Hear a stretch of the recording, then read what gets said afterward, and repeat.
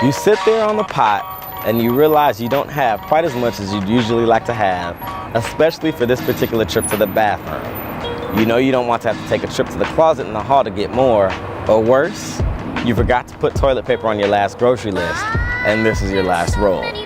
The only other option is the napkins you took from Starbucks in the kitchen. So you treat each square with the right level of care. You make every wipe worth it. It's true, budgeting ain't easy, but the cleanliness of your hind parts depend on it.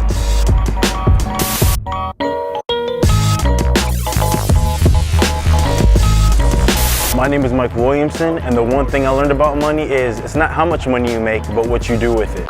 All right, so we're here with Mr. Michael Williamson. Mr. Michael Williamson is a personal banker in the Washington, D.C. area. Michael, welcome. Thank you, thank you. So why don't you just start off by telling us what you do as a personal banker? As a personal banker, I deal with the everyday issues or questions that a customer may have that comes into the bank, whether it be what type of service we can provide for them if we're trying to establish a new relationship, or how can we strengthen and just take their relationship with the bank to the next level, whether it be through loans and lines of credit that we have or just for other depository options. Okay, we're talking to Michael today about budgeting. As far as budgeting, people come into the bank about budgeting issues and how to budget, and then also just explain to us what budgeting is. Budgeting is to be honest with you, it's a very simple rule. However, it's just something that I feel is very difficult.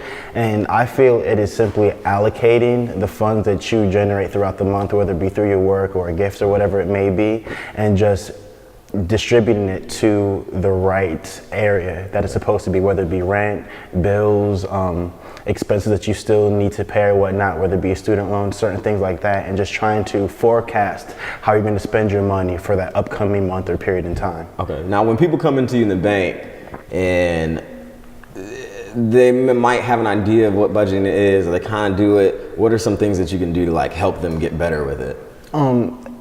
One thing is that I try to, my main goal is to just make sure that they have a full understanding of it. And the next thing to that is to, in order for this to go into effect, to be disciplined and to make sure that everything is taken care of. I try to explain to people that budgeting is not a sprint, it is a marathon. This is something that you are going to have to be diligent with, to be disciplined with, and you may not see the results of it immediately, right away. In some instances you may, but for the most part, this is something that is going to set you up 3, 4, 5 months down the road. And so as long as I try to make sure that, my client has a great understanding of it and is willing to put forth the effort to make this work, I think that is the most essential and important thing when speaking with someone about budgeting. Okay. Now, speaking a little more personally, how are you with budgeting? How are you with doing your money? Michael Williamson in 2012 with budgeting is a whole lot better than he was in 2008. I can say that over time and over certain things that I've gone through financially, I've understood what is a necessity and what is a want. Right. And that is a great rule just to have for anyone when they trying to budget. What's the difference between a necessity and a want? What's the difference between a necessity and a want? A necessity is I need to pay my rent. Right. I need to pay my cell phone bill if you have one. I need to pay my electricity bill. A want is I want to have these new shoes. I want to have this suit. You may not need it to continue with your everyday life. However, you may feel that this certain thing would be a wonderful addition to your wardrobe or to your personal collection of whatever it may be.